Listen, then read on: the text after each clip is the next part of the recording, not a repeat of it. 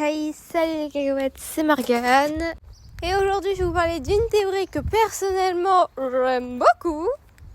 La théorie de Elana. Je vous la lis tout de suite.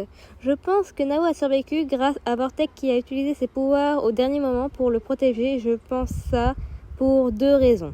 La première, c'est qu'on a bien vu que l'état mental de Vortex s'est dégradé quand on lui a ramené Evan. Et j'ai bien vu que quand Nao a mentionné leur promesse, ça l'a bouleversé, excusez-moi. C'est d'ailleurs à ce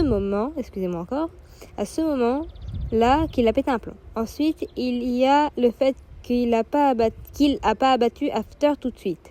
Au moins, à moins qu'il y ait une autre raison. Excusez-moi, j'ai vraiment un problème à lire aujourd'hui. Que la conscience de Vortex qui refait surface, mais je pense que ça serait intéressant de voir Vortex encore plus fou que dans la première saison, en train de lutter intérieurement contre lui-même. Merci Elana pour ta théorie, et personnellement je l'aime beaucoup. C'est une des théories que personnellement j'aime beaucoup, excusez-moi les autres, mais quand même. Entre le fait que tu as énormément raison que Vortex était vraiment bouleversé au moment même où Nao a dit la phrase « Je veux tenir ma promesse, viens avec moi mon frère ». Cette phrase a beaucoup bouleversé le personnage de Vortex. Et puis, si vous remarquez une chose, c'est les yeux de Vortex.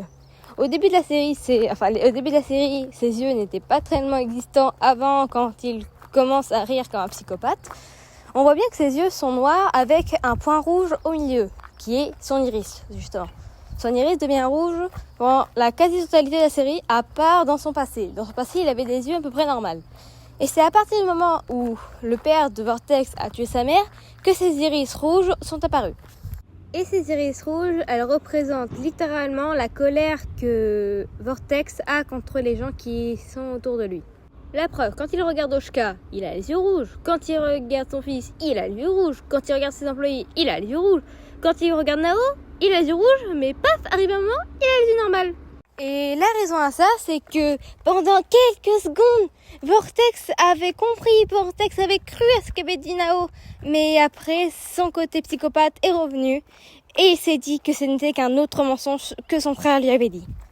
Et pour répondre à ta théorie, Elana, oui, Vortex se bat effectivement contre lui-même pendant tout le long de la saison 1. Même si on ne l'a pas vu techniquement. On l'a vu simplement dans l'avant-dernier et le dernier épisode de la saison. Mais je vous promets, on le verra plus souvent dans la prochaine saison. Et effectivement, il a réussi à sauver son frère d'une façon ou d'une autre. Parce qu'au fond, il aime toujours son frère. Comme moi je vous aime, vous. Abonnez-vous!